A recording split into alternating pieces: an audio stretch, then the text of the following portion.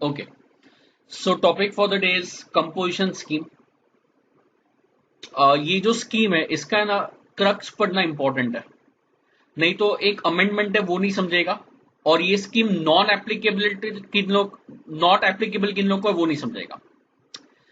सो है ना, पहले वैट 2004 में सब स्टेट ने ऑप्ट किया था। वैट इंडिया में ऑप्ट होने से पहले एक सिस्टम था सेल्स टैक्स, जिसमें एफएसडी और एलएसडी का रूल था। एफएसडी मतलब फर्स्ट स्टेज डीलर, एलएसडी मतलब लास्ट स्टेज डीलर, बराबर है। एफएसडी और एलएसडी वाले रूल में क्या होता था, मैन्युफैक्चरर डिस्ट्रीब्यूटर को पेन देता है, डिस्ट्रीब्यूटर होलसेलर को देता है, होलसेलर रिटेलर को देता है। तो ये पूरे चेन में सिर्फ मैन्युफैक्चरर टैक्स भरेगा, बाकी कोई टैक्स नहीं भरेगा। अगर लास्ट स्टेज डीलर का रूल है तो सिर्फ रिटेलर टैक्स भरेगा, उसके पहले वाले चेन में कोई टैक्स नहीं भरेंगे। तो under previous system there was a first stage dealer rule और a last stage dealer rule. तो इसमें क्या हो रहा था, इसमें प्रॉब्लम ये था first stage dealer last stage dealer में, टैक्स का ट्रांसपेरेंसी नहीं था। किसी को मालूम नहीं पड़ रहा था कि प्रोडक्ट पे कितना टैक्स कलेक्ट हुआ है, कितना गवर्नमेंट को रिसीव हुआ एंड सो ऑन। तो गवर्नमेंट ने रूल चेंज करके मल्टी पॉइंट टैक्स इंट्रोड्यूस किया। मतलब मैन्युफैक्चरर भी टैक्स भरेगा, जो मैन्युफैक्चरर टैक्स भरेगा वो आउटपुट टैक्स होएगा। वो मैन्युफैक्चरर ने जो टैक्स भरा वो परचेजेस होलसेलर करेगा, होलसेलर जब सेल करेगा तो होलसेलर वापस से टैक्स भरेगा, रिटेलर को बेचेगा, रिटेलर वापस से टैक्स भरेगा। तो जितने बार वो चेन में प्रॉफिट ऐड होएगा हर एक बार टैक्स एप्लीकेबल होएगा। और मैन्युफैक्चरर ने जो आउटपुट टैक्स भरा है उसका क्रेडिट होलसेलर को मिलेगा एज एन इनपुट टैक्स। जो होलसेलर ने आउटपुट टैक्स भरा है वो रिटेलर को मिलेगा एज एन इनपुट टैक्स। तो एकदम सिंपल सा रूल था। गवर्नमेंट बोलता है, होलसेलर क्या बोलेगा, tax on sale minus tax on purchase. तो tax on sale minus tax on purchase, जो बैलेंस आएगा वो गवर्नमेंट को पे करने का है, that is called as VAT liability. So VAT liability में क्या था, सेल्स पे जो टैक्स है उसमें से परचेज का टैक्स माइनस करो और बैलेंस गवर्नमेंट को पे कर दो, दैट वाज योर वैट। अब वैट नया इंट्रोड्यूस हुआ था, इसके पहले जो फर्स्ट स्टेज डीलर या लास्ट स्टेज डीलर का रूल चल रहा था। तो जो सपोज मैं रिटेलर हूं और मैं मेडिकल स्टोर लेके बैठा हूं, या मैं रिटेलर हूं और मेरा स्टेशनरी का दुकान है, वैट में 5 लाख रुपीस के ऊपर टर्नओवर है तो वैट एप्लीकेबल होता था। सो कोई कोई स्टेट ने 10 लाख का लिमिट रखा था, कोई स्टेट ने 5 लाख का लिमिट रखा था। अब अज्यूम करो ना, अपने स्टेट में 5 लाख रुपीस का लिमिट था, तो जो स्टेट में मेरा मेडिकल स्टोर है उसमें लिमिट कितना है, 5 लाख रुपीस का लिमिट चल रहा है। तो अगर 5 लाख रुपीस के ऊपर सेल्स है मतलब मेरे को वैट एप्लीकेबल होएगा। मतलब मेरे को output tax that is tax on sale minus tax on purchase मेरे को करना पड़ेगा, एंड उसके बाद मेरे को टैक्स भरना पड़ेगा। तो ये जो स्टेशनरी वाला हो गया और ये जो अपना कौन है मेडिकल स्टोर हो गया, जो छोटे मोटे रेडीमेड गारमेंट शॉप है जो देखते हैं ना लोकल कपड़ा बेचते हैं, तो इन लोग को क्या हो गया, इन लोग ने बोला कि सर यार ये तो कॉम्प्लिकेटेड रूल है। तो गवर्नमेंट ने बोला सर कॉम्प्लिकेटेड नहीं है, जो सेल्स पे बिल के ऊपर वैट चार्ज करते हो वो तो तुम लोग वैसे ही करते हो, 5 लाख के ऊपर टर्नओवर है तो वैट तो आने ही वाला है। तो जो सेल्स बिल के ऊपर जो टैक्स लगाया ना उसमें से परचेज का टैक्स माइनस करो और बैलेंस गवर्नमेंट को पे करो। तुम लोग को अगर क्रेडिट मिलेगा तो तुम्हारा फायदा भी है, टैक्स कम भरना पड़ेगा। तो ये जो डीलर है इन लोग ने न्यू रूल ऑप्ट किया, बोला output VAT minus input VAT हम लोग टैक्स भरेगा। बट फिर इनपुट वैट मतलब परचेज पे जो टैक्स है वो कितने परचेज पे मिलेगा कितने परचेज पे नहीं मिलेगा उसका गवर्नमेंट ने लिस्ट बना दिया। फिर वैट पे करने में सीएसटी का क्रेडिट नहीं मिल सकता है, एक्साइज का क्रेडिट नहीं मिल सकता है, मतलब दुनिया भर का कंप्लायंसेस अभी भी है। तो input VAT is a tax paid on purchase, तो परचेज पे जो टैक्स पे किया वो माइनस होता है, बट हर एक परचेज पे टैक्स जो पे किया वो माइनस होएगा जरूरी नहीं है। फिर बाद में बुक्स ऑफ अकाउंट्स अलग से मेंटेन करो, उसका रिकॉर्ड्स 5-6 साल तक मेंटेन करो, एंड सब अलग अलग प्रोसीजर आता है। तो जो मेडिकल स्टोर वाला है या स्टेशनरी वाला है या छोटा मोटा रेडीमेड गारमेंट्स वाले हैं, उन लोग बोलते हैं कि सर हम लोग के लिए तो ये जो वैट का सिस्टम तुम लोग ने लगाया है ना वो ज्यादा कॉम्प्लिकेटेड है, इससे अच्छा पुराना सिस्टम था जहां पे सिर्फ मैन्युफैक्चरर टैक्स भरता था और बाकी कोई नहीं भरते थे। तो ऐसे छोटे मोटे डीलर लोग को प्रॉब्लम नहीं होना चाहिए, इसके लिए गवर्नमेंट ने वैट के अंदर कंपोजिशन स्कीम इंट्रोड्यूस किया था। और कंपोजिशन स्कीम में बोला था कि तुम लोग को जो आउटपुट रेट है वो अगर 12.5% एप्लीकेबल है, तो अगर नॉर्मल आदमी पेन बेचेगा तो अगर 12.5% टैक्स एप्लीकेबल है तो कंपोजिशन डीलर सिर्फ 1% टैक्स भरता है। तो इन लोग के लिए rate of tax substantially government ने रिड्यूस कर दिया है, विद अ प्रोविजन दैट तुम लोग को परचेज पे क्रेडिट नहीं मिलेगा। वही तो कॉम्प्लिकेटेड था ना, क्रेडिट लेने के लिए बुक्स मेंटेन करो, फिर बाद में दुनिया भर का प्रोसीजर, कभी क्रेडिट मिलेगा नहीं मिलेगा, वो सब कंप्लायंस अलग अलग। तो गवर्नमेंट ने क्या बोला, आउटपुट वैट 12 से हम लोग ने 1% कर दिया, तो उसके ऊपर हम लोग तुम लोग को कोई क्रेडिट देने वाला नहीं है। तो तुम लोग को क्या करने का है, जो पेन बेचा उसके ऊपर 1% टैक्स लगाओ और उतना टैक्स गवर्नमेंट को भर दो। इनपुट वैट के बारे में मत सोचो, नॉर्मल टैक्स के बारे में भी मत सोचो, एंड सो ऑन। उन लोग को प्रोसीजर में भी बेनिफिट दिया जो इधर आ जाएगा, बराबर है। तो अभी क्या हो गया, ऐसा ही एक स्कीम किधर था, एक्साइज में भी था। एक्साइज में स्कीम कभी था, एक्साइज में स्मॉल स्केल इंडस्ट्री करके कॉन्सेप्ट था, जिसमें 1.5 करोड़ रुपए का लिमिट था। वैट में कितना लिमिट था, 50 लाख। एक्साइज में कितना लिमिट था, 1.5 करोड़। सर 50 लाख मतलब क्या, जो डीलर का टर्नओवर 50 लाख रुपए के नीचे है उन लोग कंपोजिशन स्कीम ले सकता था, और एक्साइज में स्मॉल स्केल इंडस्ट्री में 1.5 करोड़ रुपए के नीचे उन लोग को कंपोजिशन स्कीम मिलता था। अब जीएसटी एप्लीकेबल हो गया। अगर जीएसटी में स्कीम हटा दिया तो जो छोटे मोटे डीलर है वो जीएसटी का अपोजिशन करेंगे। तो गवर्नमेंट ने 1 जुलाई 2017 को जब जीएसटी इंट्रोड्यूस किया, तो गवर्नमेंट ने बोला कि जो कंपोजिशन स्कीम का बेनिफिट पहले था वो अभी भी मिलेगा, और जो लिमिट पहले था वो बढ़ के मिलेगा। तो वैट में लिमिट 50 लाख रुपए था, बट इधर गवर्नमेंट ने लिमिट बोल दिया, पहले तो 50 लाख की बोला था, फिर 75 लाख किया और अभी 1.5 करोड़ रुपया कर दिया। सो गवर्नमेंट बोलता है कि कंपोजिशन स्कीम मिलेगा किसको, तो प्लीज सोच के बोलना। मैंने अभी बोला था कि वैट में 5 लाख रुपए के ऊपर वैट आता है, बट जीएसटी में मैं बोल सकता हूं 20 लाख रुपए के ऊपर टर्नओवर गया, या गुड्स वाले केस में 40 लाख रुपए के ऊपर टर्नओवर गया तो जीएसटी एप्लीकेबल होएगा। तो अगर मेरा टर्नओवर 40 लाख रुपए के नीचे है तो मेरे ऊपर जीएसटी एप्लीकेबल ही नहीं है। अगर मेरे को जीएसटी एप्लीकेबल नहीं है तो मैं स्कीम लेके करेगा क्या। तो पहला बात तो यह है कि स्कीम किसको मिलेगा, तो रजिस्टर्ड पर्सन को मिलेगा। रजिस्टर्ड पर्सन मतलब जिन लोगों ने जीएसटी में सेक्शन 22 या 24 में रजिस्ट्रेशन लिया है, ये उन्हीं लोग को मिलेगा जिन लोग का aggregate turnover in the preceding financial year. Repeat करो ना प्लीज, क्या बोला, aggregate turnover in the preceding financial year. इसका मतलब अगर करंट ईयर 2021 चल रहा है, करंट ईयर कौन सा है 2021, तो लास्ट ईयर जो था 1920 उसका टर्नओवर देखने का। अगर सर 2021 में नया बिजनेस चालू किया तो नया बिजनेस चालू किया तो लास्ट ओवर का टर्नओवर 0 लेने का, मतलब तुम लोग को स्कीम मिलने वाला है। If I am a new dealer तो न्यू डीलर को स्कीम हमेशा मिलने वाला है, बिकॉज लास्ट ईयर में टर्नओवर 0 था। तो गवर्नमेंट ने इधर क्या बोला है कि अगर तुम्हारा aggregate turnover preceding financial year के अंदर अगर 1.5 करोड़ या 75 लाख रुपीस को एक्सीड नहीं करता है तो तुम लोग करंट ईयर में स्कीम ले सकता है। तो अगर करंट ईयर 21-22 है तो प्रीसीडिंग ईयर 2021 देखेंगे। प्रीसीडिंग ईयर में टर्नओवर अगर 1.5 करोड़ के नीचे है तो 21-22 में मुझे कंपोजिशन स्कीम मिल जाएगा। तो first point is who is eligible for the scheme, registered person is eligible. When he is eligible, when his aggregate turnover in the preceding financial year did not exceed rupees 1.5 crore या 75 लाख। अब please अच्छे से सुनना, जब government ने GST चालू किया था ना, जीएसटी पहली बार जब स्टार्ट हुआ था 2017 में, तब थोड़े स्टेट्स को स्पेशल कैटेगरी स्टेट्स बोला था। कौन कौन से स्टेट थे, मणिपुर, मेघालय, मिजोरम। सुनना, सिर्फ याद रखने का जरूरत नहीं, जो अभी स्कीम थोड़ा बदल गया है। मणिपुर, मेघालय, मिजोरम, अरुणाचल प्रदेश, आसाम। मणिपुर, मेघालय, मिजोरम, अरुणाचल प्रदेश, आसाम, नागालैंड, सिक्किम, त्रिपुरा, हिमाचल प्रदेश, उत्तराखंड, जम्मू एंड कश्मीर। सुन रहे हो क्या। तो ये जो स्टेट्स है 11 स्टेट्स, इन लोग को स्पेशल कैटेगरी स्टेट्स में डाला था। नाम याद मत रखो, मैं 2 मिनट में बताऊंगा। Manipur, Meghalaya, Mizoram, Arunachal Pradesh, Assam, Nagaland, Sikkim, Tripura, Himachal Pradesh, Uttarakhand and Jammu and Kashmir. तो ये 11 जो स्टेट है वो स्पेशल कैटेगरी में थे। सर स्पेशल कैटेगरी का मतलब, अगर मैं महाराष्ट्र में डीलर हूं तो forget about composition scheme. Maharashtra के डीलर को क्या बोला हुआ था कि 20 लाख के ऊपर टर्नओवर है तो जीएसटी आएगा। सर्विस प्रोवाइडर हो तो महाराष्ट्र के सर्विस प्रोवाइडर को बोला था कि 20 लाख के ऊपर सर्विस दिया तो जीएसटी आएगा।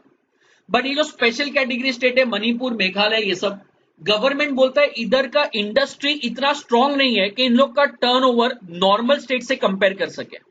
जैसे महाराष्ट्र में टर्नओवर 20 लाख पहुंचना बहुत इजी है, बट मणिपुर, मेघालय, मिजोरम, अरुणाचल प्रदेश, ये सब स्टेट में 20 लाख टर्नओवर पहुंचना बहुत डिफिकल्ट है। तो इन लोग के स्टेट में क्या बोला था कि अगर तुम्हारे स्टेट में 10 लाख रुपए के ऊपर टर्नओवर पहुंच गया तो तुम लोग को जीएसटी भरना जरूरी है। महाराष्ट्र में 20 लाख था और ये स्पेशल स्टेट में 10 लाख रुपया था। सुन रहे हो क्या?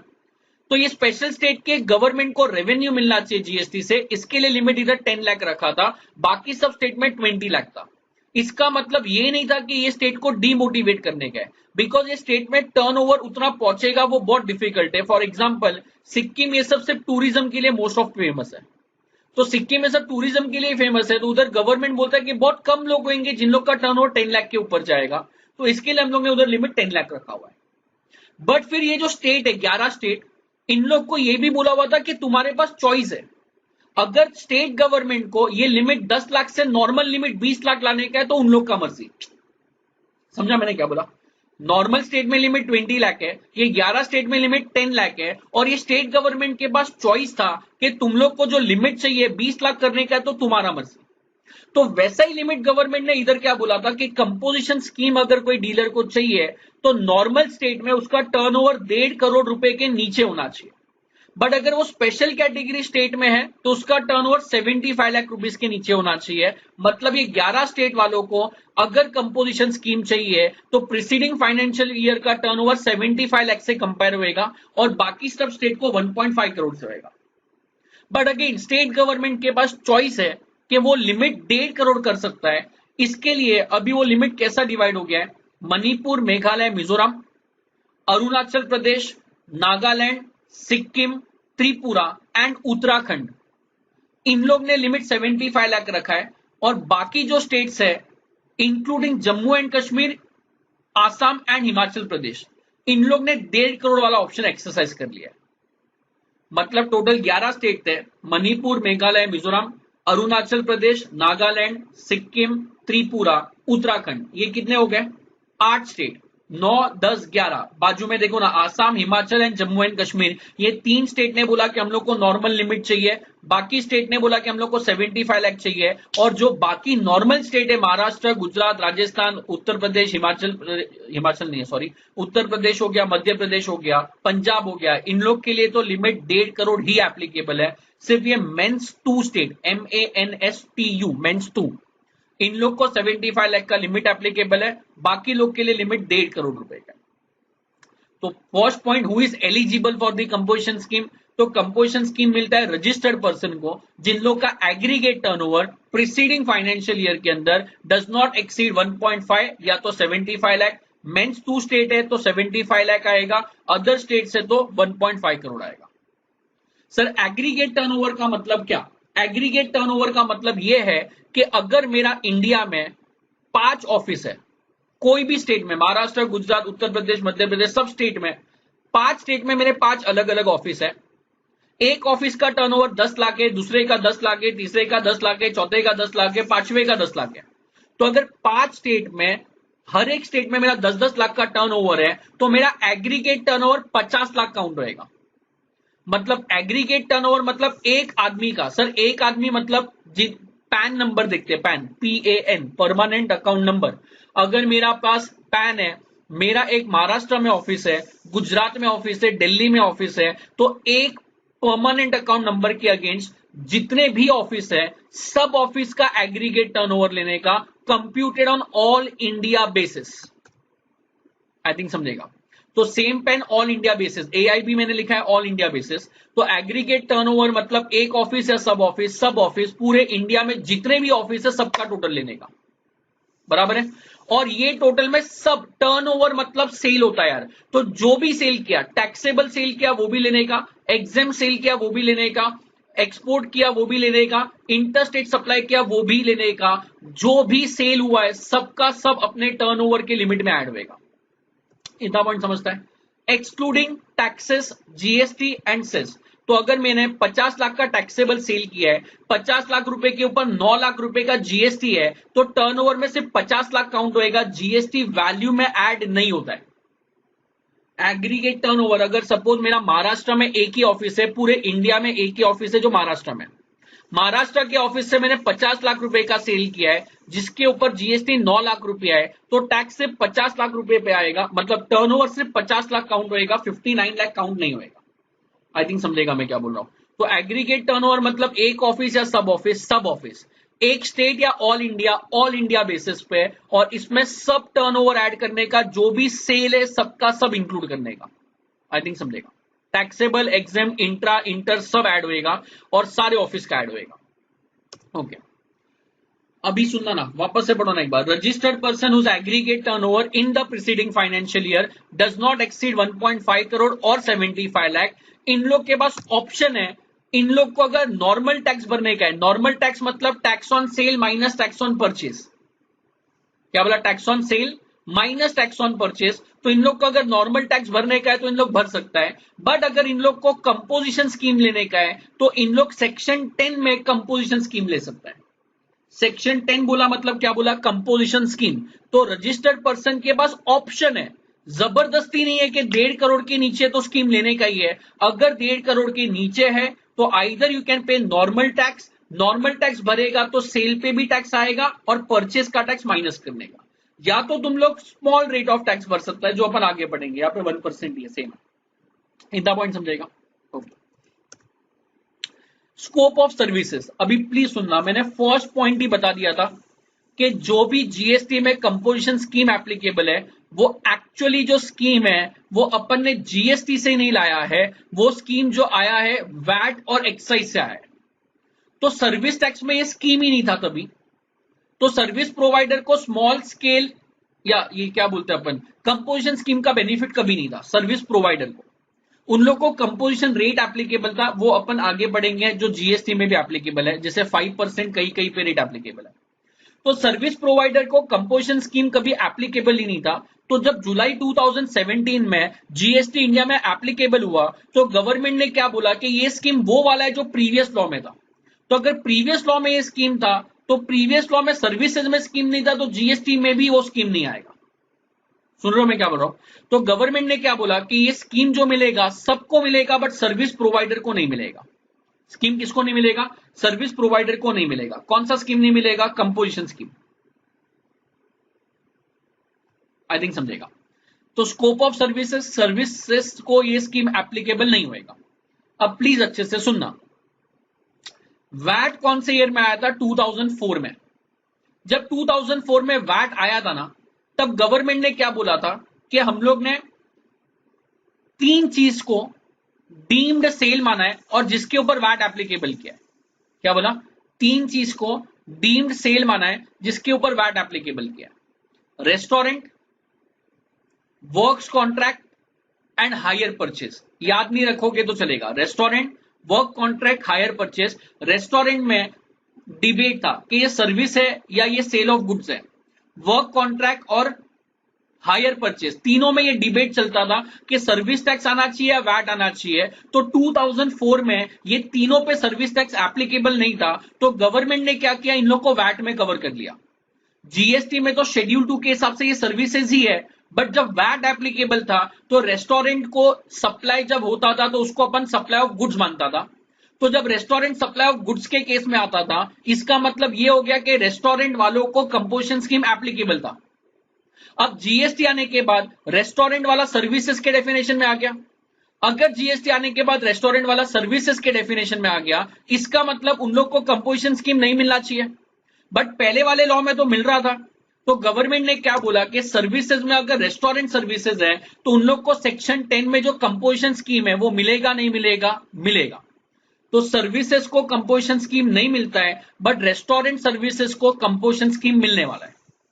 बाकी अगर कोई भी होएगा, एनी अदर सर्विसेज, क्या बोला? Any other services. Just hold for a second.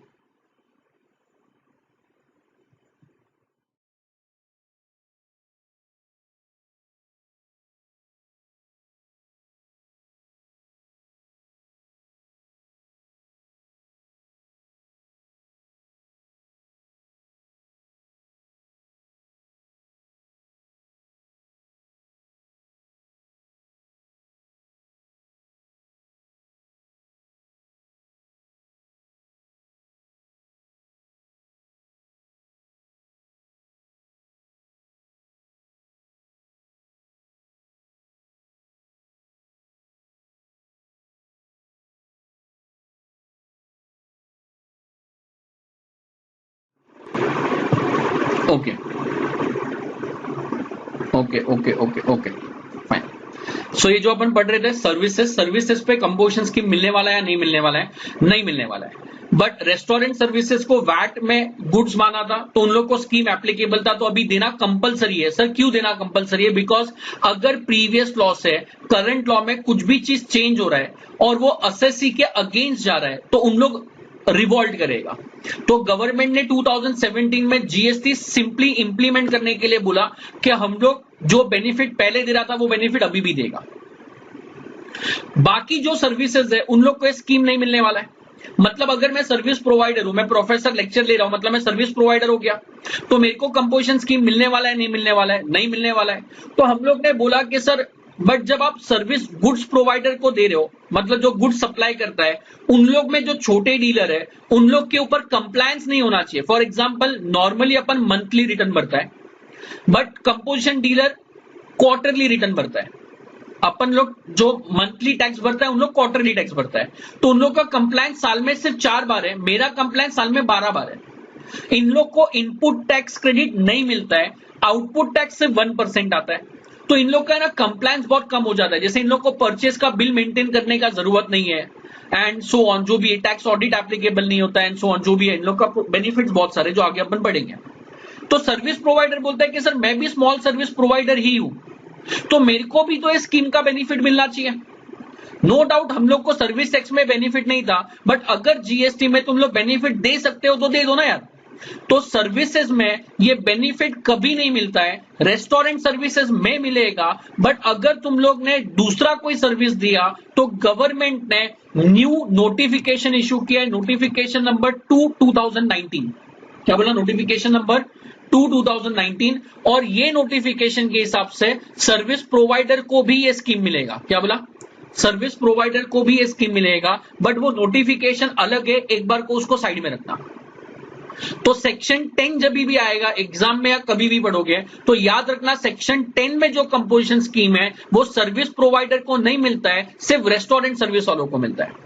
Service provider को जो कंपोजिशन स्कीम दिया हुआ है वो आप लोग को किधर दिया हुआ है? Notification number 2 2019। बट जब भी अपन पढ़ेंगे तो प्लीज याद रखना, सेक्शन 10 में सर्विस प्रोवाइडर को बेनिफिट नहीं मिलता है। इतना पॉइंट समझेगा। अब क्या हो गया, मैं मोबाइल बेचता हूं, तो अगर मेरा मोबाइल बेचने का बिजनेस है, सब अच्छे अच्छे पॉइंट प्लीज सुनना, मेरा मोबाइल बेचने का बिजनेस है, मेरा टर्नओवर 1.5 करोड़ रुपए के नीचे है, इसका मतलब मेरे को कंपोजिशन स्कीम मिलना चाहिए नहीं मिलना चाहिए? मिलना चाहिए। वापस से बोलूं क्या? मोबाइल बेचने का बिजनेस है, टर्नओवर 1.5 करोड़ रुपए के नीचे है, तो कंपोजिशन स्कीम मिलेगा नहीं मिलेगा? 100% मिलेगा। अब मैंने क्या किया, मैंने मोबाइल के अपने शोरूम के अंदर ही एक छोटा सा काउंटर बनाया जहां पे एक आदमी बैठा हुआ है मोबाइल रिपेयर करने के लिए। जो नॉर्मली होता है इलेक्ट्रॉनिक्स में, एक आदमी को बिठा के उन लोग रिपेयरिंग का काम करवाता है, वो बहुत स्मॉल स्केल पे होता है। मेरा मेन बिजनेस आज भी मोबाइल बेचना ही है, बट जैसे ही मैं मोबाइल भी बेच रहा हूं, सर्विस भी प्रोवाइड कर रहा हूं, तो वो केस में मेरे को कंपोजिशन स्कीम डिनाई हो जाएगा। सेक्शन 10 की बात कर रहा हूं, ये नोटिफिकेशन नंबर 2 को भूल जाओ, ऐसा समझो कि मैंने पढ़ाया नहीं है। तो सेक्शन 10 में जो कंपोजिशन स्कीम है वो सर्विस प्रोवाइडर को एप्लीकेबल नहीं है। मतलब मैं अगर मोबाइल बेचने के साथ साथ रिपेयर भी कर रहा हूं तो मेरे को स्कीम का बेनिफिट डिनाई हो जाएगा। तो मैं क्या कर रहा हूं, मैंने वो रिपेयरिंग का एक्टिविटी बंद कर दिया। मैंने यार कंपोजिशन स्कीम लेना बेनिफिशियल है तो रिपेयर का एक्टिविटी बंद कर दो। अगर मैंने रिपेयर का एक्टिविटी बंद कर दिया तो मेरा जो लॉस है वो इकोनॉमी का भी तो लॉस है ना यार। तो या तो मैं वो रिपेयरिंग का एक्टिविटी बंद कर दूंगा, या तो मैं क्या करूंगा, रिपेयर करूंगा बट कैश में पैसा लूंगा और गवर्नमेंट को नहीं बताऊंगा। तो अगर मैंने ऐसा किया तो गवर्नमेंट को टैक्स का लॉस हो जाएगा। तो गवर्नमेंट ने क्या बोला कि अगर तुम्हारा principal business sale of goods का है बट तुम्हारा ancillary business supply of services का है। क्या बोला? Ancillary business is services. Ancillary मतलब क्या? जो मेन बिजनेस नहीं है, जो मेन बिजनेस को सपोर्ट करने वाला बिजनेस है। तो अगर मैं एसी बेचता हूं और अगर कोई कस्टमर को एसी इंस्टॉल करके चाहिए तो मैं एसी इंस्टॉल भी करके देता हूं, तो इंस्टॉलेशन क्या है? सर्विस है। तो अगर इंस्टॉलेशन सर्विस है तो वह एंसिलरी के डेफिनेशन में आ जाएगा। तो गवर्नमेंट ने न्यू अमेंडमेंट पास किया। न्यू अमेंडमेंट पास करने के बाद गवर्नमेंट ने क्या बोल दिया कि जो भी सप्लाई ऑफ सर्विस कर रहा है उन लोग को सेक्शन 10 का बेनिफिट नहीं मिलेगा, बट जिन लोग supply of services as an ancillary business कर रहा है उन लोग को स्कीम मिलेगा, प्रोवाइडेड जो सर्विसेज है, क्या बोला? प्रोवाइडेड जो सर्विसेज है उसका मैक्सिमम अमाउंट कितना होना चाहिए? 10% of turnover of preceding financial year और ₹5 lakh whichever is higher. Repeat करेंगे, क्या बोला? 10% of turnover of preceding financial year और ₹5 lakh whichever is higher. मतलब मैं ईयर 2021 में मैंने सिर्फ मोबाइल फोन बेचा 70 लाख रुपीस का। 2021 में मैंने सोचा कि मुझे कंपोजिशन स्कीम लेने का है, तो 2021 में मेरा जो टर्नओवर है गुड्स का, वो जो भी होएगा उसको भूल जाओ। कंपोजिशन स्कीम लेने के लिए प्रीसीडिंग ईयर का टर्नओवर देखने का, तो 2021 में स्कीम मिलेगा नहीं मिलेगा, तो ऑब्वियसली 2021 में टर्नओवर 70 लाख का था, मतलब 1.5 करोड़ के नीचे तो मुझे स्कीम मिलने वाला है। इतना पॉइंट समझता है? अब अगर मैं 21-22 में मोबाइल रिपेयर का सर्विस भी दे रहा हूं, तो पिछले साल का टर्नओवर कितना था? 70 लाख। 70 लाख का 10% मतलब कितना? 7 लाख। तो मैं करंट ईयर में मोबाइल तो जितने का बेचने का है मैं बेच ही सकता हूं, बट जो मोबाइल रिपेयरिंग का सर्विस देने वाला हूं वो मैक्सिमम 7 लाख का देने वाला हूं। कितना बोला? मैक्सिमम 7 लाख। मेरा प्रीसीडिंग ईयर में टर्नओवर कितना था? 70 लाख। तो करंट ईयर में मैं सर्विसेज अगर देना चाहता हूं तो मैक्सिमम 7 लाख का दे सकता हूं। अगर प्रीसीडिंग ईयर में टर्नओवर कितना था? 1 करोड़ 40 लाख। मैंने करंट ईयर में कंपोजिशन स्कीम ले लिया और अब मैं सर्विस प्रोवाइड करने वाला हूं, तो मैं 14 लाख रुपए का सर्विस प्रोवाइड कर सकता हूं, दैट इज 1 करोड़ 40 लाख का 10%। आई थिंक समझ रहा है सर। अगर प्रीसीडिंग ईयर में टर्नओवर 40 लाख रुपए का था, तो कंपोजिशन स्कीम मैंने ले लिया। कंपोजिशन स्कीम लेने के बाद मैं जब सर्विस प्रोवाइड करूंगा तो 5 लाख का सर्विस दे सकता हूं, 4 लाख का नहीं। लिखा है ना 10% और 5 lakh whichever is higher. मतलब अगर मैं कंपोजिशन स्कीम ले रहा हूं और सेक्शन 10 में जा रहा हूं, तो प्रिंसिपल बिजनेस गुड्स बेचना होना चाहिए, एंसिलरी बिजनेस सर्विसेज है, तो मैं 5 लाख रुपए का सर्विस या तो 10% ऑफ प्रीसीडिंग ईयर का टर्नओवर जो भी हायर है उतना मैं सर्विस दे सकता हूं। उससे ज्यादा सर्विस दिया तो ये वाला स्कीम नहीं मिलेगा। आप नोटिफिकेशन नंबर 2 में जा सकते हो। What is notification number 2? आगे आ जाएगा। सो इन नॉर्मल लैंग्वेज सेक्शन 10 सिर्फ रेस्टोरेंट सर्विसेज को मिलेगा, बाकी सर्विसेज को नहीं मिलेगा। अगर प्रोफेसर सर्विस दे रहा है तो उन लोग को नोटिफिकेशन नंबर 2 में जाना चाहिए। अगर मेरा मेन बिजनेस गुड्स बेचने का है और एंसिलरी बिजनेस सर्विस देने का है, तो वो वाले केस में मैं सर्विसेज पे स्कीम ले सकता हूं, प्रोवाइडेड सर्विसेज का टर्नओवर 10% या 5 lakh whichever is higher को एक्सीड नहीं होना चाहिए। आई थिंक समझेगा मैं क्या बोलना चाह रहा हूं। तो that is scope of services. Next point is scope of interest income. ये सब बहुत अच्छे अच्छे पॉइंट है, बहुत मतलब बहुत अच्छे अच्छे पॉइंट है।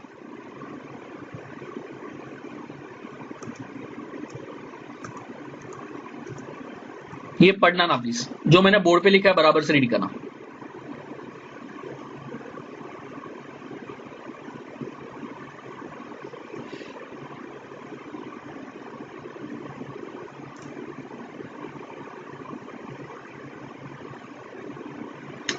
Value of exempt services by way of extending deposit, loans, advances, in so far as consideration is represented by interest or discount, shall not be taken into account. यहाँ पे बोलता है for determining eligibility of composition scheme under second proviso to section 10 subsection 1. Thus, while computing value of services other than restaurant, interest shall not be taken into account. Right hand side में बोलता है in computing aggregate turnover in order to determine eligibility of composition scheme. I think पढ़ा है मैंने, बहुत fast reading किया है। अब इसका लॉजिक समझना, ये सब बहुत अच्छे कॉन्सेप्ट है यार। जब एग्रीगेट टर्नओवर का अपन ने डेफिनेशन पढ़ा ना, तो एग्रीगेट टर्नओवर में अपन ने ये पढ़ा था कि taxable supply, exempt supply, export, interstate, सबका टोटल लेने का। सबका टोटल लिया इसका मतलब ये नहीं कि टैक्स भी सबके ऊपर आएगा। तो एग्जेम्प्ट सप्लाई टर्नओवर के डेफिनेशन में काउंट होएगा, बट एग्जेम्प्ट सप्लाई पे अपने को जीएसटी थोड़ी ना भरने का है। तो यहाँ पे जीएसटी कौन से अमाउंट पे आएगा वो नहीं पढ़ रहे, यहाँ पे अपन ये पढ़ रहे हैं कि एग्रीगेट टर्नओवर क्या है। तो एग्रीगेट टर्नओवर मतलब टैक्सेबल, एग्जेम्प्ट सब आ गया। अब प्लीज सुनना, मेरा बिजनेस सिर्फ मोबाइल बेचने का है, बस रिपेयरिंग वो सब छोड़ दो, या मैं मेडिकल स्टोर खोल के बैठा है, या मैं स्टेशनरी वाला है, या मैं प्रोफेसर है, पर प्रोफेसर सर्विसेज नोटिफिकेशन नंबर 2 में आएगा तो बाजू में रखूं। तो 3 एग्जांपल है, मोबाइल बेचने वाला एक है, एक मेडिकल स्टोर वाला है और एक स्टेशनरी वाला है। अब ये तीनों का टर्नओवर 1.5 करोड़ रुपए के नीचे है। अगर तीनों का टर्नओवर 1.5 करोड़ के नीचे है, इसका मतलब इन लोगों को कंपोजिशन स्कीम एलिजिबल हो गया। अब अच्छे से सुनना प्लीज, मेरा जो बिजनेस है ना उसमें टर्नओवर 1 करोड़ 40 लाख रुपया है, मतलब मैं कंपोजिशन स्कीम के लिए एलिजिबल हूं। मेरा बिजनेस मोबाइल बेचने का ही है। अब क्या हो गया, मेरे पास ना थोड़ा एक्स्ट्रा पैसा पड़ा रहता है at the end of the year, तो वो पैसा मैं एफडी में डाल देता हूं या किसी को मैं लोन दे देता हूं। तो सपोज मेरा कोई रिलेटेड पार्टी है, मैंने उसको लोन दे दिया, और लोन जिन लोग को दिया उससे मेरे को इंटरेस्ट जो मिला पूरे साल में 15 लाख रुपए इंटरेस्ट मिला। तो मैंने पूरे साल में लोन दिया है, या तो एफडी ओपन किया, फॉरगेट अबाउट एफडी, मैंने सपोज लोन दिया, और जिन लोग को मैंने लोन दिया उन लोग ने मेरे को 15 लाख रुपए का इंटरेस्ट दिया। तो लोन देना भी एक सर्विस हो गया। तो नोटिफिकेशन नंबर 12 2017 में मतलब गवर्नमेंट ने एग्जाम सर्विसेज का लिस्ट दिया है, जैसे डॉक्टर के सर्विसेज पे टैक्स नहीं आता है, फिर बाद में प्री स्कूल एजुकेशन पे टैक्स नहीं आता है, एग न्यूज़पेपर ये सब बेचेगा तो टैक्स नहीं आता है। तो गवर्नमेंट ने एक एग्जाम्शन लिस्ट बनाया हुआ है जिसमें बहुत सारी सर्विसेज और गुड्स है जिसके ऊपर टैक्स एप्लीकेबल नहीं होता है। उसमें से एक सर्विसेज है कि अगर तुम लोग ने लोन दिया है और लोन पे इंटरेस्ट मिला तो वो interest income exempt from tax होता है। क्यों एग्जेम्प्ट होता है वो चैप्टर में आ जाएगा, बट अभी के लिए सिर्फ सुनना, अगर मैंने लोन दिया है और लोन पे मुझे इंटरेस्ट मिला है तो that interest income is exempt from tax. Repeat करो ना, क्या बोला, interest income is exempt from tax. जब मैं एग्रीगेट टर्नओवर काउंट करता हूं तो एग्जेम्प्ट टर्नओवर उसमें ऐड होता है, जो एग्जेम्पशन है वो ऐड होएगा। तो अब मैंने क्या बोला कि गवर्नमेंट मोबाइल बेचने से मेरे को 1 करोड़ 40 लाख रुपया मिला, इंटरेस्ट जो मैंने कमाया 15 लाख रुपया कमाया, तो अगर मैं ये एग्रीगेट टर्नओवर लूं तो 1 करोड़ 55 लाख रुपया टर्नओवर हो गया। इसका मतलब कंपोजिशन स्कीम मुझे नहीं मिलेगा, जबकि लोन देना मेरा कोई बिजनेस ही नहीं है। अरे ना तो वो मेरा प्रिंसिपल बिजनेस है, ना तो मेरा एंसिलरी बिजनेस है, वो तो मेरा इन्वेस्टमेंट है। बट वो जो मैं इन्वेस्टमेंट कर रहा हूं वो सर्विसेज के डेफिनेशन में आ रहा है। तो जीएसटी लॉ के हिसाब से तुम लोग इसको बोलेगा कि सर्विस दिया, इंटरेस्ट जो है वो एग्जेम्प्ट किया, मतलब टैक्स नहीं आएगा, बट एग्रीगेट टर्नओवर की वजह से मेरे को कंपोजिशन स्कीम का बेनिफिट तो नहीं मिलने वाला है। तो गवर्नमेंट क्या बोलता है कि जो इंटरेस्ट लोगों ने कमाया है वो ना तो प्रिंसिपल बिजनेस है ना तो एंसिलरी बिजनेस है, तो ऐसे इनकम की वजह से स्कीम डिनाई नहीं होना चाहिए। तो जब भी एग्रीगेट टर्नओवर लेंगे, taxable turnover, exempt turnover, export turnover, interstate सब लेंगे, बट इंटरेस्ट जो लोन पे कमाया है वो अपन कहीं पे भी कंसीडर नहीं करने वाले हैं। तो जब ये सर्विसेज का लिमिट अपन काउंट करेगा 10% वाला, तो ये सर्विसेज के लिमिट में भी इंटरेस्ट जो लोन के ऊपर है वो नहीं गिनने का, और एग्रीगेट टर्नओवर 1.5 करोड़ रुपए वाले में भी वो इंटरेस्ट को गिनने का नहीं, बिकॉज इसके वजह से गवर्नमेंट बोलता है स्कीम नॉट एलिजिबल नहीं हो सकता है, because this is no business, this is just an investment.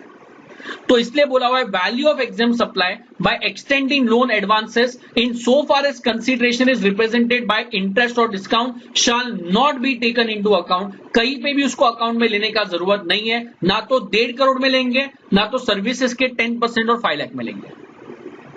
I think समझ रहा मैं क्या बोलना चाह रहा हूं। तो यहाँ पे स्कोप ऑफ इंटरेस्ट इनकम मेरे को क्या बोलता है, इंटरेस्ट इनकम एग्जेम्प्ट होता है, बट अपन कंपोजिशन स्कीम में उसको टर्नओवर में काउंट नहीं करेगा। मतलब ये अपने लिए फायदा हो गया, बिकॉज ये टर्नओवर में काउंट होता, टर्नओवर बढ़ता और स्कीम नहीं मिलता, तो गवर्नमेंट ने इसको हटा दिया। आई थिंक समझेगा मैं क्या बोल रहा हूं। तो ये पूरा का पूरा सेक्शन 10(1) का मैंने डिटेल्ड प्रोविजन बताया कि किसको स्कीम मिलेगा। Registered person, aggregate turnover 1.5 crore के नीचे होना चाहिए। 1.5 करोड़ कौन से स्टेट में, सब स्टेट में, बट मेंस 2 में 75 लाख। ये स्कीम ऑप्शनल है, कंपलसरी नहीं है। तुम लोग को नॉर्मल टैक्स भरने का है तो नॉर्मल भरो। और एग्रीगेट का डेफिनेशन मैंने दिया है, एग्रीगेट मतलब ऑल ऑफिस का टोटल, सेम पैन वाले का ऑफिस होना चाहिए, ऑल इंडिया बेसिस पे होना चाहिए, और इसमें सब इंक्लूड होएगा, सिर्फ जीएसटी और सेस इंक्लूड नहीं होएगा। सर्विसेज इंक्लूड होएगा नहीं होएगा तो रेस्टोरेंट वालों को मिलेगा, बाकी सर्विस प्रोवाइडर को सेक्शन 10 नहीं मिलता है। बट अगर एंसिलरी बिजनेस से सर्विस देने का और ये लिमिट क्रॉस नहीं हो रहा है तो सेक्शन 10 का बेनिफिट मिलेगा। इंटरेस्ट इनकम टर्नओवर में काउंट होने वाला नहीं है। आई थिंक समझेगा मैंने क्या बोला। इतना पॉइंट क्लियर है? So if you want to copy this, you can copy this. Red pen से हेडिंग देना न्यू पेज पे, section 10 composition scheme, section 10 composition scheme. फिर ये एज इट इज कॉपी करना। थियरी तो ऑलरेडी अपने टेक्स्ट बुक में है ही, सो थियरी ये मिल जाएगा तुम लोग को, person eligible not with standing and so on जो भी है। तो स्टेटमेंट फॉर्म में कॉपी नहीं करना, स्टेटमेंट फॉर्म ऑलरेडी बुक में है ही।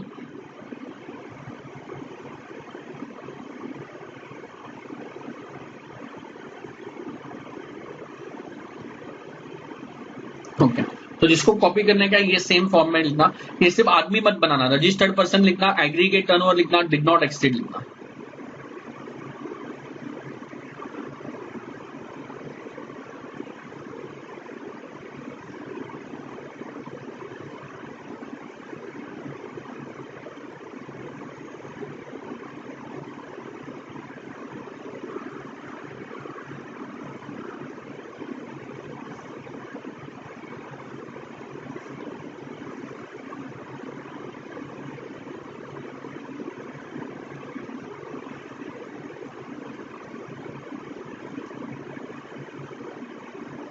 AIB मतलब ऑल इंडिया बेसिस, AIB मतलब all India basis.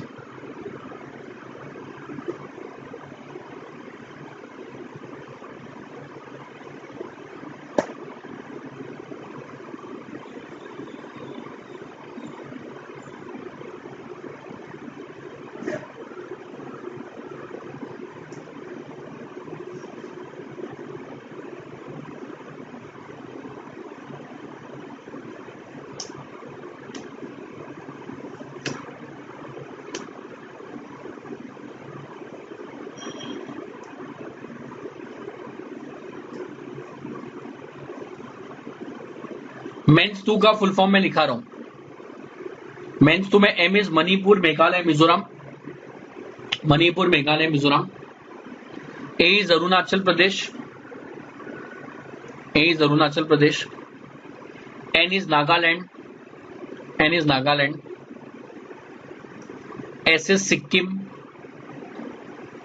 S is Sikkim. T is Tripura, T is Tripura. And U is Uttarakhand, U is Uttarakhand. Manipur Meghalaya Mizoram Arunachal Pradesh Nagaland Sikkim Tripura and Uttarakhand. बराबर है। फिर नोट नंबर 1 लिखना scope of services, note number 1 लिखना scope of services, और ये कॉपी करना और प्लीज नीटली कॉपी करना। Note number 1 scope of services.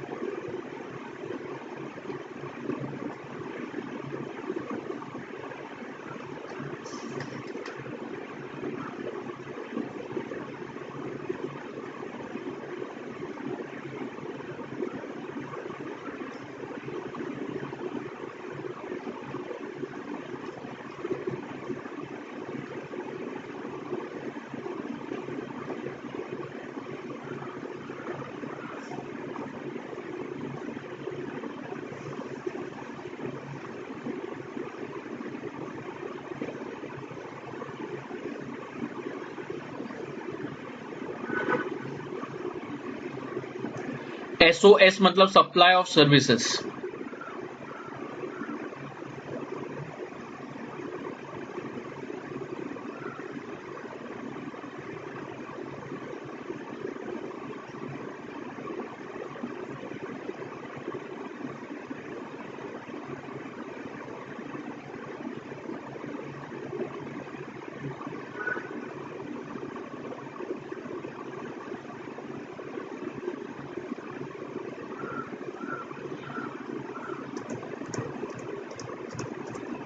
Note number 2 ये कॉपी करना।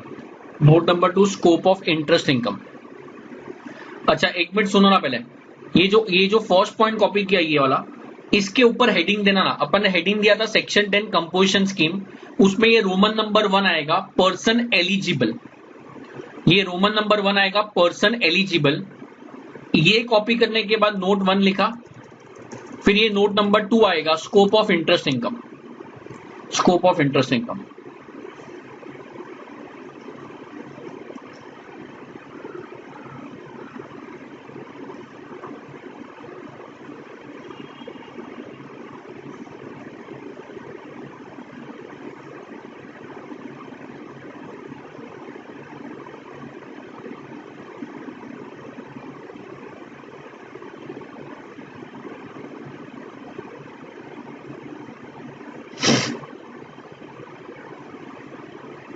अगर कॉपी करने नहीं मिल रहा है टाइम तो वीडियो पॉज करके कॉपी करना, और कॉपी जल्दी करके हो रहा है तो प्लीज फास्ट फॉरवर्ड कर लेना।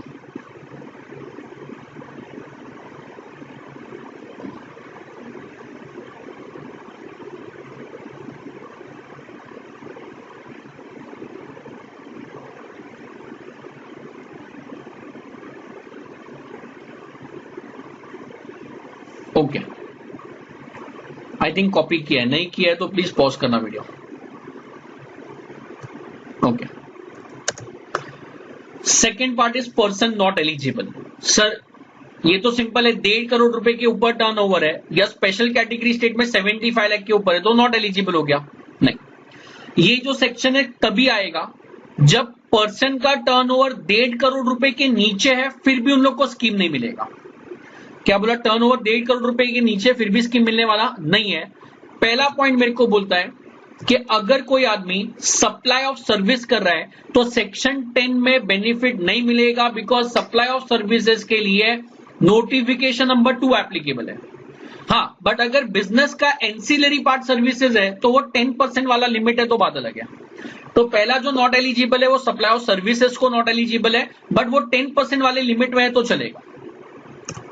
नेक्स्ट बोलता है कि एसआर गुड्स जिसके ऊपर जीएसटी ही एप्लीकेबल नहीं है तो कंपोजिशन स्कीम लेके करेगा क्या? तो in case of alcoholic liquor for human consumption and 5 petroleum product जहां पे जीएसटी एप्लीकेबल नहीं है वहां पे कंपोजिशन स्कीम का बेनिफिट नहीं मिलेगा। So if he is engaging making supply which is not leviable to tax तो बेनिफिट नहीं मिलेगा। सप्लाई ऑफ सर्विस को बेनिफिट नहीं मिलेगा। इंटर स्टेट सप्लाई किया तो बेनिफिट नहीं मिलेगा। सुनना प्लीज इंपॉर्टेंट है। महाराष्ट्र के अंदर ही सामान बेचा तो चलेगा, मतलब मेरे 2 ऑफिस है, महाराष्ट्र में एक ऑफिस और गुजरात में एक ऑफिस। महाराष्ट्र के ऑफिस का टर्नओवर 40 लाख है, गुजरात वाले का टर्नओवर 50 लाख है, तो मेरा एग्रीगेट टर्नओवर 90 लाख हो गया।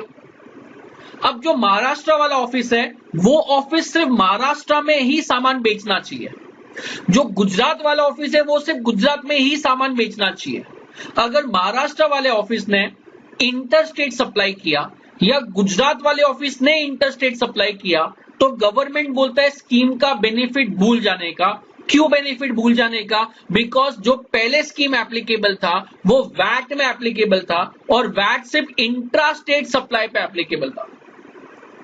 तो ये स्कीम पुराना स्कीम है जो वैट में था, तो वैट में सिर्फ इंट्रा स्टेट सप्लाई पे स्कीम एप्लीकेबल था, इंटर स्टेट सप्लाई पे कभी स्कीम एप्लीकेबल ही नहीं था। तो गवर्नमेंट बोलता है अभी भी हम लोग वो स्कीम एप्लीकेबल नहीं करेगा।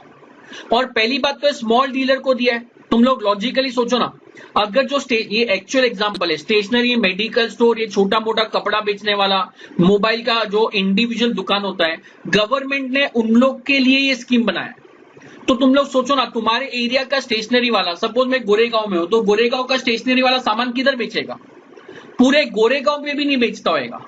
अज्यूम करो पूरे गोरेगांव में बेचता है, गवर्नमेंट बोलता है पूरे मुंबई में बेचेगा तो भी चलेगा, पूरे महाराष्ट्र में बेचेगा तो भी चलेगा, बट अगर महाराष्ट्र के बाहर तू बेचेगा तो हम लोग स्कीम नहीं देगा, बिकॉज अभी तू स्मॉल डीलर नहीं रहा, तू लार्ज डीलर के डेफिनेशन में आ गया, इवन दो तेरा टर्नओवर 1.5 करोड़ रुपए के नीचे है। तो अगर तुम्हारा टर्नओवर 1.5 करोड़ रुपए के नीचे है बट तुम लोग इंटर स्टेट सप्लाई करता है तो स्कीम नहीं मिलेगा। तुम लोग अलग अलग स्टेट में लोकेटेड है और वो स्टेट का ऑफिस सिर्फ वही स्टेट में सप्लाई करता है तो चलेगा, बट अगर एक स्टेट का ऑफिस दूसरे स्टेट में सप्लाई करता है तो चलने वाला नहीं है। तो स्कीम सर्विस प्रोवाइडर को नहीं मिलेगा, जो नॉन टैक्सेबल सप्लाई बेचता है एल्कोहल वो सब उन लोग को नहीं मिलेगा, इंटर स्टेट सप्लाई वालों को नहीं मिलेगा। गवर्नमेंट बोलता है कि अगर तुम लोग कैजुअल टैक्सेबल पर्सन है या नॉन रेसिडेंट टैक्सेबल पर्सन है तो तुम लोग को स्कीम मिलने वाला नहीं है। क्या बोला? कैजुअल टैक्सेबल पर्सन या तो non resident taxable person. Sir example बोलो यार। अगर मैं मुंबई का डीलर हूं, मैं मेरा मुंबई में ज्वेलरी का शॉप है, मैं मुंबई में अनरजिस्टर्ड हूं, मतलब मेरा टर्नओवर 20 लाख के नीचे होएगा। मुंबई का ज्वेलर गुजरात में ज्वेलरी लेके जा रहा है एक एग्जीबिशन में, तो 10 दिन का गुजरात में एग्जीबिशन है, मैं वो 10 दिन के लिए मुंबई का ज्वेलर गुजरात में जाएगा, एग्जीबिशन में ज्वेलरी डिस्प्ले पे रखेगा और किसी को खरीदने का है तो सामने वाला खरीद लेगा। तो ऐसा जो आदमी गुजरात में जा रहा है वो एक्चुअली तो इंटरस्टेट सप्लाई कर रहा है, बट गवर्नमेंट ने ऐसे लोगों को क्या बोला कि अगर गुजरात में कोई आदमी आके बिजनेस कर रहा है टेम्पररीली, 10 दिन मैंने बोला था टेम्पररीली, रिपीट करो ना, कौन से स्टेट में जा रहा है, गुजरात में बिजनेस कर रहा है या नहीं कर रहा है, कर रहा है, परमानेंट है टेम्पररी, टेम्पररी, और गुजरात में उसका कोई ऑफिस ही नहीं है, वो तो सिर्फ एग्जीबिशन में आएगा, काउंटर लगाएगा और चले जाएगा। तो अगर तू ऐसे स्टेट में जा रहा है जिधर तेरा कोई ऑफिस नहीं है और वो स्टेट में तू टेम्पररी जा रहा है, तो वो स्टेट में तुम लोग को कैजुअल टैक्सेबल पर्सन बोलते हैं। क्या बोलते हैं? Casual taxable person. तो महाराष्ट्र वाला दिल्ली में जा रहा है 5 दिन के लिए, तो दिल्ली गवर्नमेंट उसको कैजुअल टैक्सेबल पर्सन बोलेगा। गुजरात में जा रहा है तो गुजरात वाला कैजुअल टैक्सेबल पर्सन बोलेगा। अगर चाइना वाला इंडिया में आ रहा है 5 दिन के एग्जीबिशन में, तो अगर चाइना वाला इंडिया में आ रहा है 5 दिन के एग्जीबिशन में, रिपीट करो ना, कौन किधर से आ रहा है, चाइना वाला इंडिया में आ रहा है, तो इंडिया, पूरे इंडिया में उसका कोई ऑफिस ही नहीं है। पहले एग्जांपल में क्या था, गुजरात में ऑफिस नहीं है, महाराष्ट्र में तो है ना, तो गुजरात वाला उसको कैजुअल टैक्सेबल पर्सन बोलेगा। बट अगर ऐसा कोई आदमी है जिसका पूरे इंडिया में कोई ऑफिस नहीं है और वो इंडिया में टेम्पररी आ रहा है बिजनेस करने के लिए, तो उसको बोलेंगे नॉन रेसिडेंट टैक्सेबल पर्सन। क्या बोलेंगे? Non resident taxable person. तो कैजुअल टैक्सेबल पर्सन और नॉन रेसिडेंट टैक्सेबल पर्सन, इन लोग पहले से स्पेशल कैटेगरी में आता है, तो उन लोग को कंपोजिशन स्कीम भी दे दिया, तो एक ही आदमी को 2 बेनिफिट मिलेगा जो गवर्नमेंट अलाउ नहीं करेगा। इसके लिए गवर्नमेंट बोलता है सीटीपी और एनआरटीपी को कोई कंपोजिशन स्कीम का बेनिफिट मिलने वाला नहीं है। तो जो सप्लाई ऑफ सर्विस करता है उन लोग को स्कीम नहीं मिलेगा, बट 10% वाले लिमिट में है तो मिलेगा। अगर कोई आदमी ऐसा गुड्स बेचता है जिसके ऊपर जीएसटी एप्लीकेबल ही नहीं है तो स्कीम नहीं मिलने वाला है।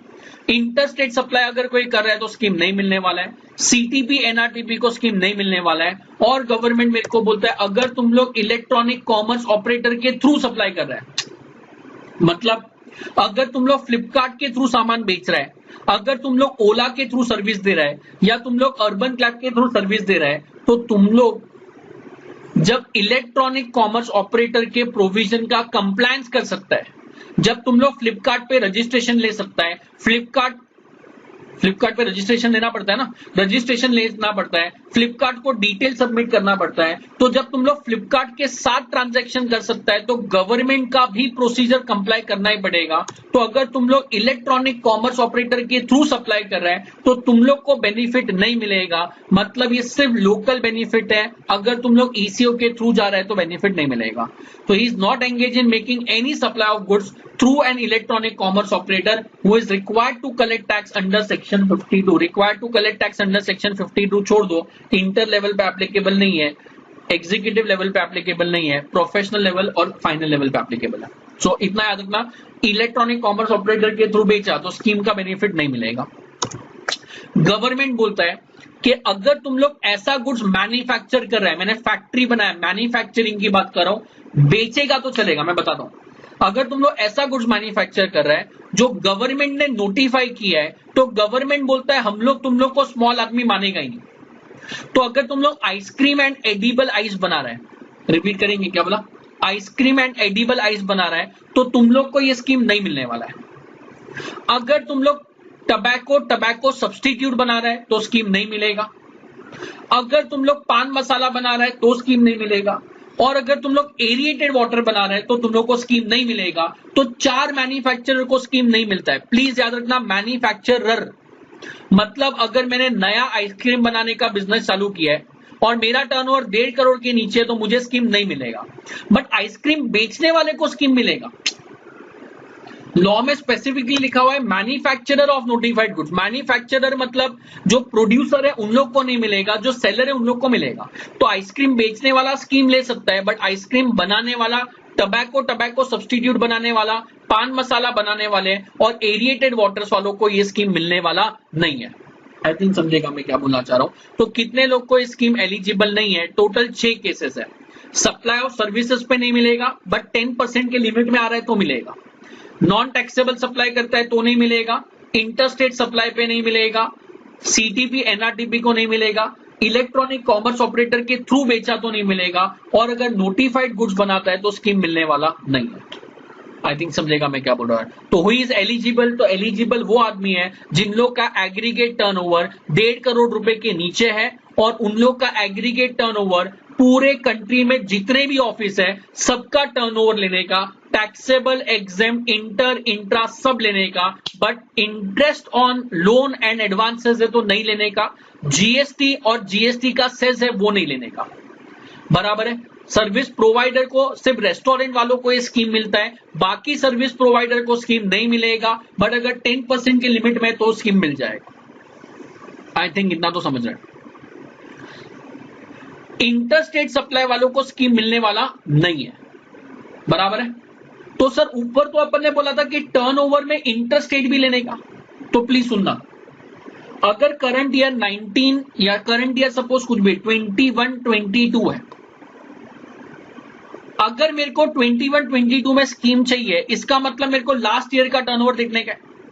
तो लास्ट ईयर का जो टर्नओवर था वो मेरा कंप्यूट करने का है, तो लास्ट ईयर में इंट्रा इंटर टैक्सेबल एग्जाम सब ऐड करने का। बट अगर 21 22 में स्कीम चाहिए तो 21 22 में मैं इंटरस्टेट सप्लाई नहीं करना चाहिए।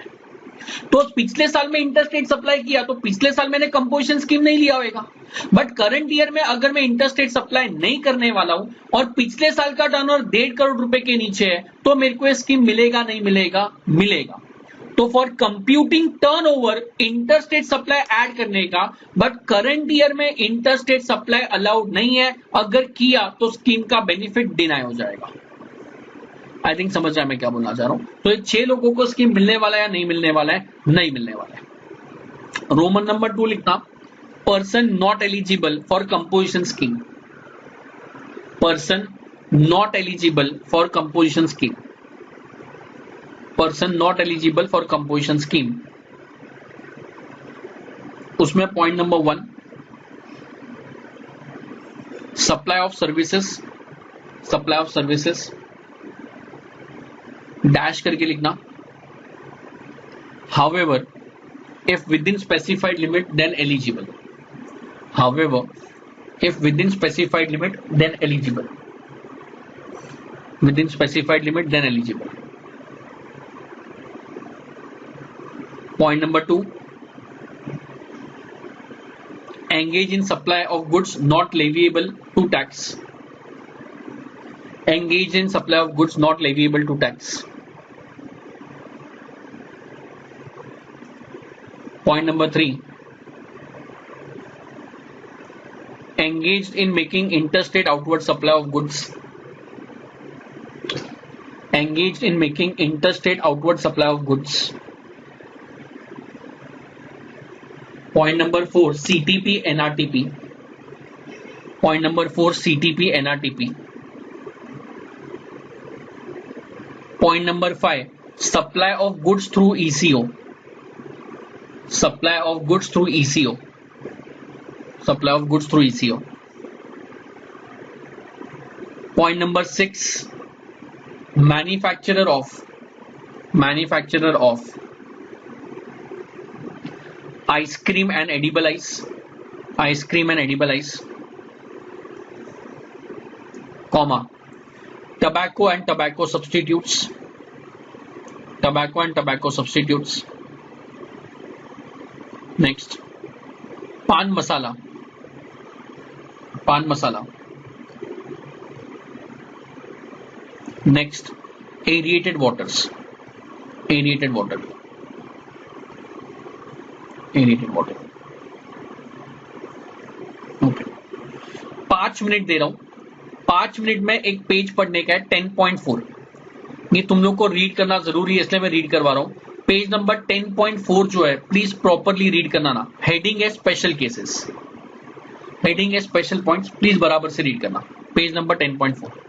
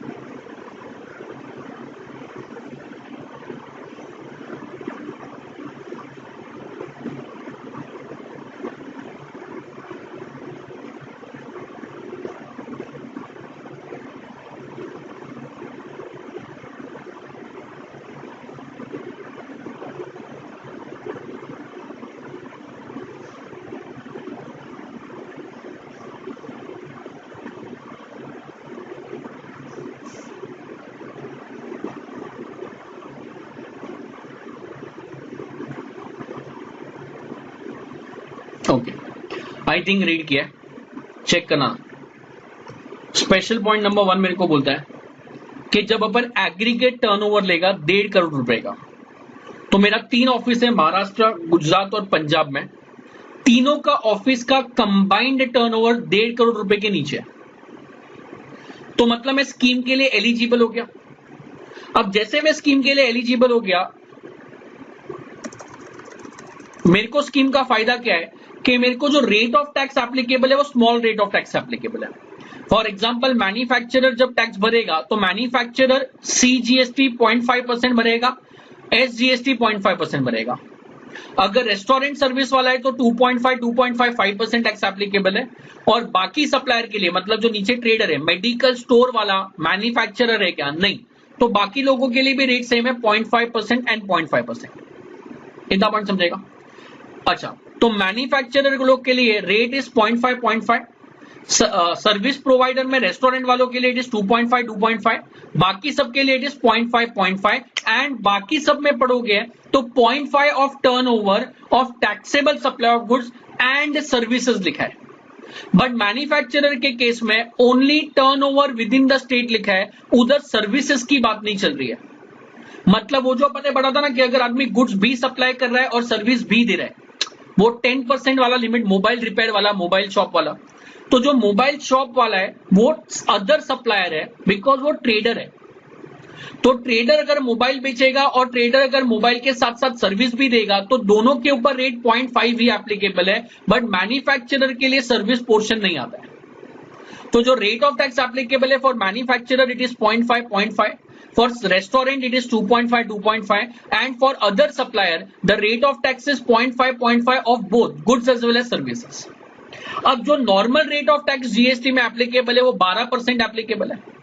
12% टैक्स के बदले तुम लोग को गवर्नमेंट ने रेट 1% करके दे दिया, तो ऑब्वियसली सबसे पहला कंडीशन जो गवर्नमेंट ने डाला है वो बोला है कि जब ये कंपोजिशन डीलर परचेज करेगा तो परचेज पे वो कंपोजिशन डीलर को आईटीसी नहीं मिलने वाला है, बराबर है। तो उसको सिर्फ जो सेल है उसके ऊपर टैक्स भरने का है, प्लस ये बोलता है कि जो सर्विसेज या जो गुड्स तुम लोग ने बेचा है उसके ऊपर जो टैक्स है वो तुम लोग रिकवर भी नहीं कर सकता है। तुम लोग प्लीज सुनना यार, नॉर्मल क्या होता है, नॉर्मली इनडायरेक्ट टैक्स में burden of tax can be shifted, but composition dealer को बोला हुआ है कि तू बर्डन ऑफ टैक्स शिफ्ट नहीं कर सकता है, बिकॉज जब तू सामने वाले को बेचेगा तो सामने वाले को आईटीसी नहीं मिलेगा, तो बेचारा वो क्यों सफर करे, बिकॉज तूने कंपोजिशन स्कीम लिया है। तो अगर तू कंपोजिशन डीलर है, मैं नॉर्मल डीलर हूं, तो मैं क्या करता हूं, एक 100 रुपए का पेन बेचा प्लस 12 रुपया जीएसटी का बिल बना के देता हूं, ऐसा करके मैं 112 रुपया लिखता हूं। दूसरा पेन बेचूंगा तो 100 रुपया प्लस 12%, 100 रुपया प्लस 12%, तो हर एक बिल के ऊपर मैं जीएसटी चार्ज करता हूं। बट कंपोजिशन डीलर जो है, प्लीज अच्छे से सुनना, वो हर एक बिल के ऊपर जीएसटी चार्ज ही नहीं कर सकता है। ऊपर पढ़ो ना, रेट ऑफ टैक्स क्या है। मैन्युफैक्चरर के लिए rate of tax 0.5% of turnover है, रेस्टोरेंट के लिए 2.5% ऑफ टर्नओवर, अदर के लिए 0.5% ऑफ टर्नओवर। अरे यार 0.5% ऑफ वैल्यू बोला है, ऑफ टर्नओवर बोला है, ऑफ टर्नओवर बोला है। इसका मतलब क्या, इसका मतलब कंपोजिशन डीलर हर एक पेन बेचने पे जीएसटी चार्ज नहीं करता है। तो 100 रुपए के ऊपर इतना टैक्स ऐसा नहीं है। इन लोग क्या करते हैं, 3 महीने का जो टोटल सेल है, अप्रैल मई जून का जो टोटल सेल है, पूरे टोटल के ऊपर 0.5 सी और एस जीएसटी गवर्नमेंट को भर देता है। तो इन लोग हर एक बिल के साथ टैक्स लेवी नहीं करता है, इन लोग 3 महीने का जो टर्नओवर है उसका टोटल करता है और उसके ऊपर 1% टैक्स भरता है। तो जब टर्नओवर पे टैक्स भर रहा है, बिल के ऊपर टैक्स ही नहीं भर रहा है, तो इन लोग सामने वाले से टैक्स रिकवर नहीं कर सकता है और इन लोग को आईटीसी नहीं मिलेगा। वो तो बेसिक कंडीशन है कंपोजिशन स्कीम लेने का। तो what is basic condition for composition scheme? They cannot avail ITC and they cannot pass on the burden of tax। मतलब इन लोग को अपने पॉकेट से टैक्स भरने का है, based on turnover, not on value. क्या बोला, नॉट ऑन वैल्यू। तो स्पेशल पॉइंट में पहला पॉइंट है कि आईटीसी नहीं मिलेगा और टैक्स का बर्डन पास ऑन नहीं हो सकता है।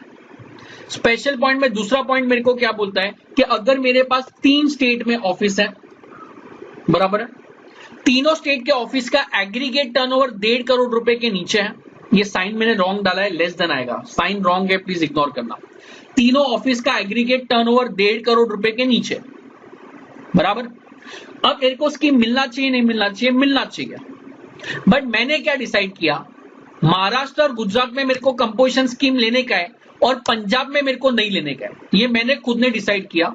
सिर्फ पंजाब में मेरे को आईटीसी ज्यादा मिलने वाला था, जो भी रीजन होएगा। तो गवर्नमेंट बोलता है नहीं चलेगा, ये लेने का है कंपोजिशन स्कीम तो सब ऑफिस के ले लो, या तो सब ऑफिस के लिए स्कीम मिलेगा या तो एक भी ऑफिस के लिए स्कीम नहीं मिलेगा। तो अगर स्कीम ऑप्ट करने का है तो तीनों ऑफिस के लिए ऑप्ट करो, और अगर स्कीम से बाहर भी निकलने का है तो तीनों ऑफिस के लिए साथ में निकलेगा। एक ऑफिस कंपोजिशन स्कीम और एक ऑफिस अदर स्कीम में नहीं रह सकता है। आई थिंक समझेगा। तो स्पेशल पॉइंट नंबर 2 है। स्पेशल पॉइंट नंबर 1 क्या था? आईटीसी नहीं मिलेगा और टैक्स का बर्डन पास ऑन नहीं हो सकता है। स्पेशल पॉइंट नंबर 2 मेरे को बोलता है कि कंपोजिशन स्कीम मिलेगा तो सब ऑफिस को साथ में मिलेगा या तो किसी को नहीं मिलेगा। अब ये पढ़ा होगा तो प्लीज बोलना है, इंपॉर्टेंट है बहुत। 1920 में मेरा एग्रीगेट टर्नओवर 70 लाख है, मतलब 1.5 करोड़ के नीचे हो गया। तो 21 में मेरे को स्कीम मिलेगा नहीं मिलेगा? मिलेगा, और मैंने सपोज स्कीम ले भी लिया। 21-22 में जनवरी में मेरा टर्नओवर 1.5 करोड़ एक्सीड हो गया। तो इसका मतलब जो नेक्स्ट ईयर आएगा 21-22 उसमें मेरे को स्कीम डेफिनेटली नहीं मिलेगा, बिकॉज लास्ट ईयर का टर्नओवर 1.5 करोड़ रुपए के नीचे। तो 2021 के लिए मैंने 1920 का टर्नओवर देखा, वो 1.5 करोड़ रुपए के नीचे, इसलिए स्कीम लिया। 2021 में मैं लास्ट ईयर का देखूंगा तो 2021 का टर्नओवर 1.5 करोड़ के ऊपर है, तो स्कीम नहीं मिलेगा। इतना पॉइंट समझ रहा है? Now the question here is, क्या 2021 में पूरा साल मैं 1% टैक्स भरूंगा या ओनली टिल जनवरी 1% टैक्स आएगा?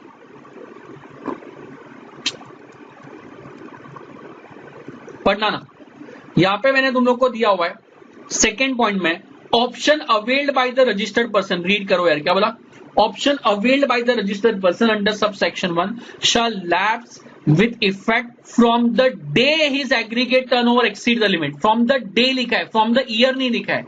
इसका मतलब अगर मेरा टर्नओवर 13 जनवरी को 1.5 करोड़ के ऊपर गया तो 13 जनवरी से लेके ये पूरे साल जो बचा है 31 मार्च, वो साल में भी मुझे टैक्स नॉर्मल रेट पे भरना पड़ेगा। नॉर्मल रेट मतलब जो 12% एप्लीकेबल है वो। ऑब्वियसली फिर आईटीसी भी मिलना चालू हो जाएगा, बट ये स्कीम का बेनिफिट पूरा साल चलेगा जरूरी नहीं है। स्कीम तब तक एप्लीकेबल है जब तक तुम लोग का जब तक तुम्हारा टर्नओवर 1.5 करोड़ एक्सीड नहीं होता है।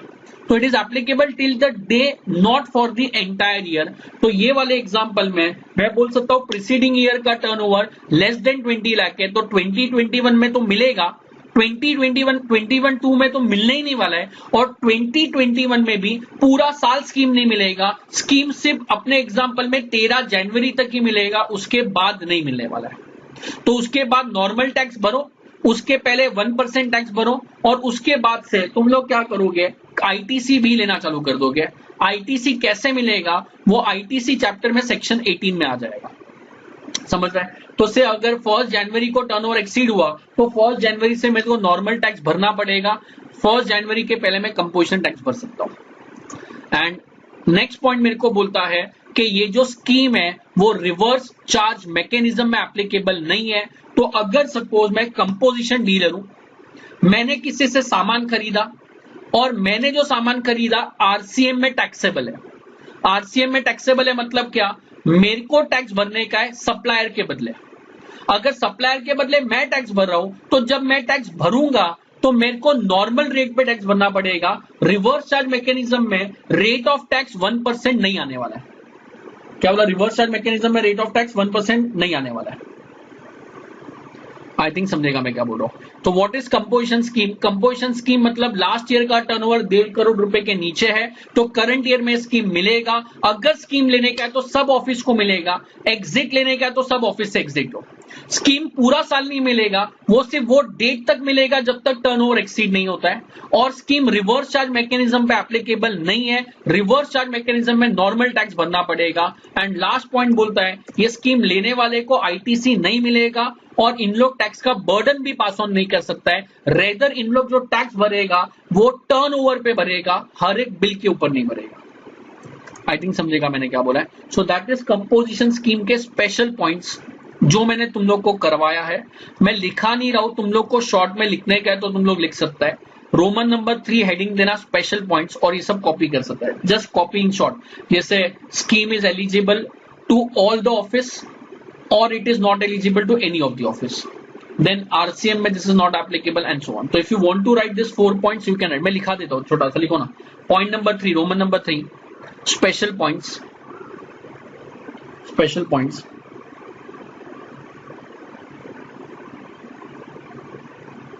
स्पेशल पॉइंट्स में लिखना point number 1, benefit of the scheme, benefit of the scheme is either eligible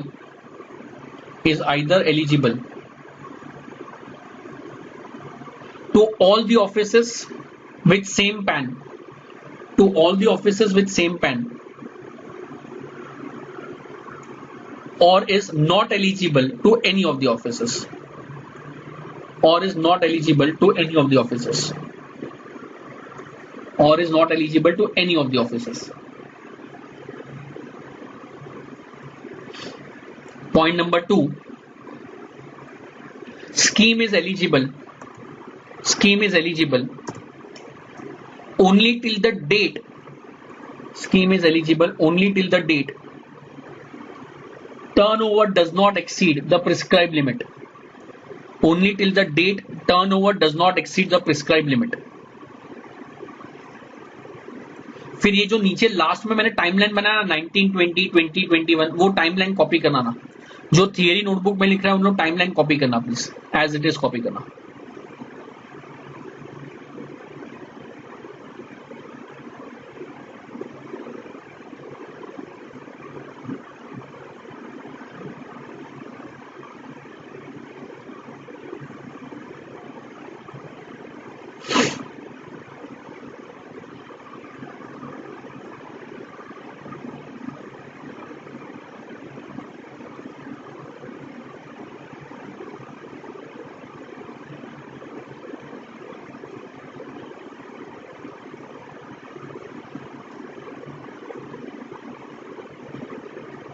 फिर पॉइंट नंबर 3 लिखना, पॉइंट नंबर 3,